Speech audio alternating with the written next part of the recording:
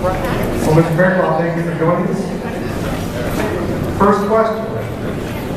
Please recommend a program, commission, or agency you might be willing to cut or eliminate at state level. If you cannot identify one, please explain why.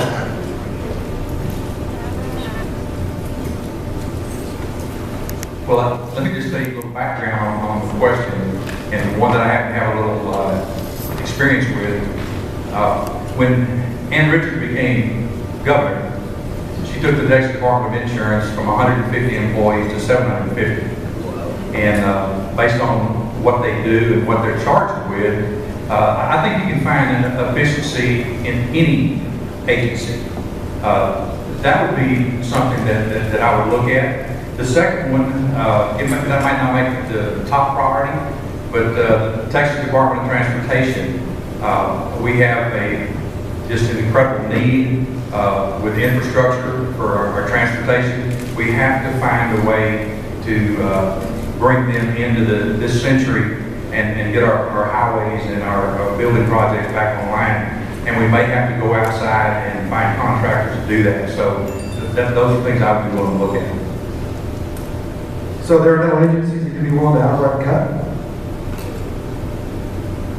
I think it would be premature for me to go in and say that without taking the time to study them, to actually go in and cut them. I think you can find efficiency in any organization. I did that with the city of Dickinson. I did that with the Galveston County Water Department. You can make it work. Most of those things are there and have a function. If they don't have a function, well then we've got some legislators who are remiss in not addressing that every time the sunset review comes up. TWIA, should it continue to exist? Yes or no? If yes, why? And what should be done to correct today's challenges? Well, I'm glad you asked. These are the last two board meetings for Texas Windstorm. I happen to be one of the few candidates that was there. I had one in Galveston and one in Corpus. And let me just say that Texas Windstorm is in trouble.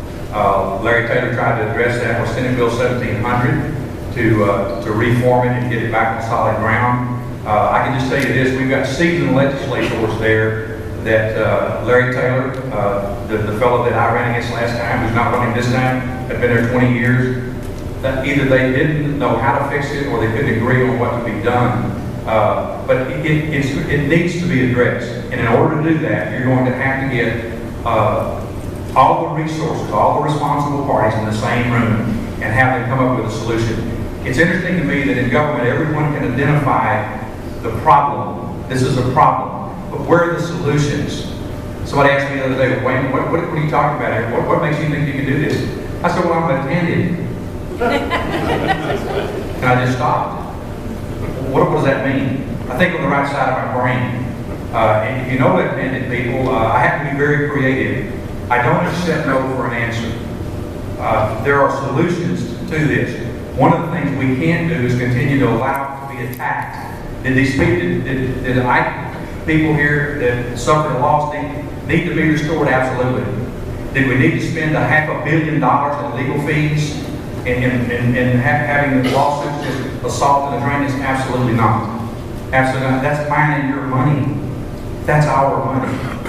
And it has to be replenished. It has to be paid back. Thank God we've not had a storm. Thank you. Campaign finance. The question I have written is, who are your biggest donors and how do you balance their expectations with that of the voters?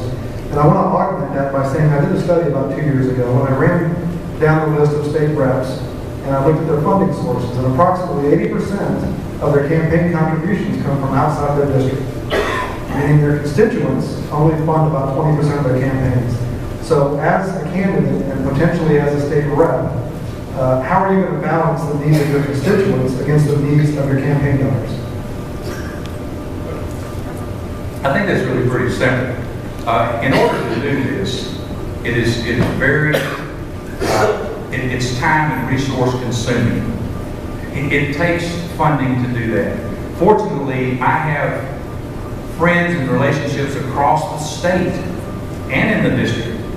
But as you know, if you've ever ran for office, one of the things that you must be able to do is to raise funds. Let me just say this. I've never had a single person give me a dime and say, now I expect you to do this. I'm expecting you to do this.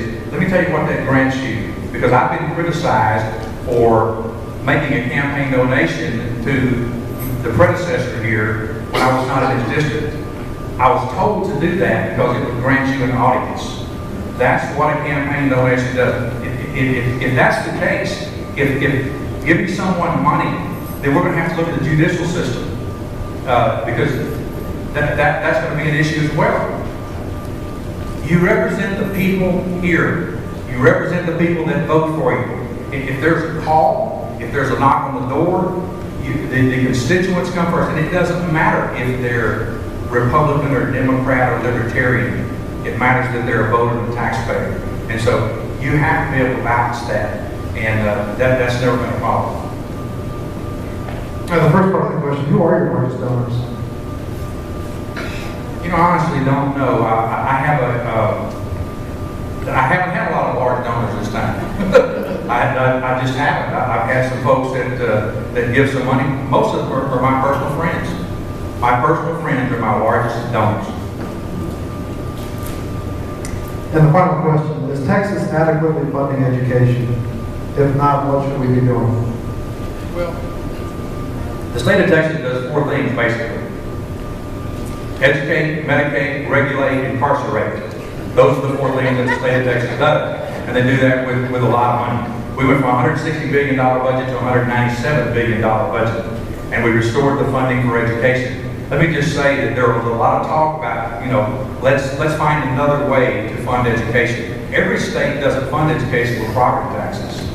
I don't know if there is a better way.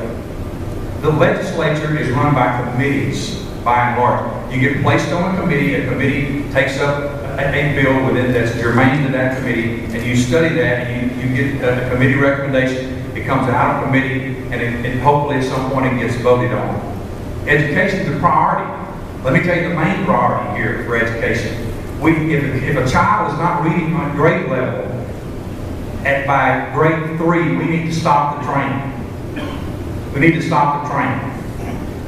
House Bill 5 was important. It's not the cure-all, end-all. It did set up some certifications and accreditations that students can get in trades, in air conditioning and welding and plumbing. Those are great things. It is not an end-all, be-all. Education is going to, it accounts for about 42% of the budget. Medicaid accounts for about 40%. That's 82% of the entire state budget right there in those two items.